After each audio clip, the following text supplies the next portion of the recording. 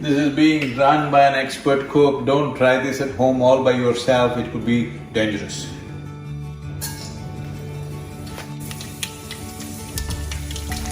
These are not crackers for Diwali, this is just Indian cooking. I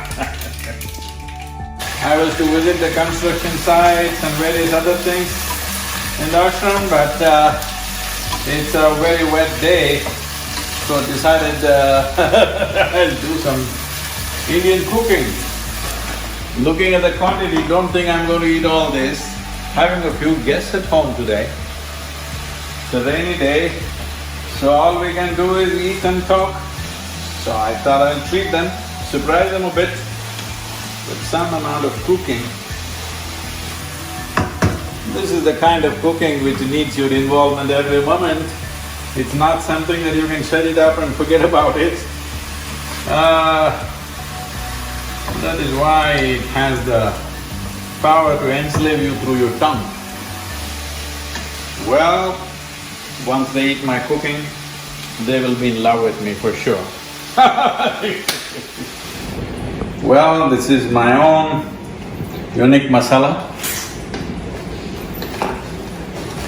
Sorry, I can't give you the taste through the video. Here we are, making some nice parota, really. In South India we call it chapati, but actually it's a parota. So, though there was food in the ashram, I decided to learn cooking. I never really entered kitchen and learned anything before that. But because I thought it would be very meaningful and important because Radhe loved Vidhi's cooking so much and Vidhi had learned cooking from my mother. So I went back to my sister, picked up a few things, then developed many things of my own. Well, now, at least many years ago, a few years ago rather, I got certified by my daughter that I'm the best cook in the world. So not bad, almost like a moon, full moon, huh?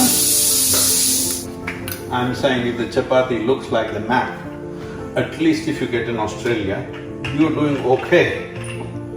South America, bad. But if you get Indonesia, ooh, no, you need to go back to school.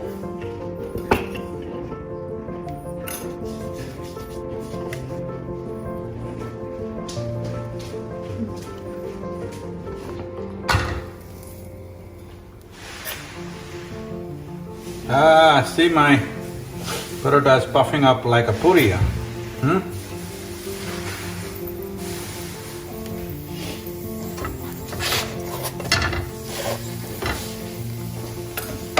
it just cooked inside with hot air. Radhe, eppadi irukudhu?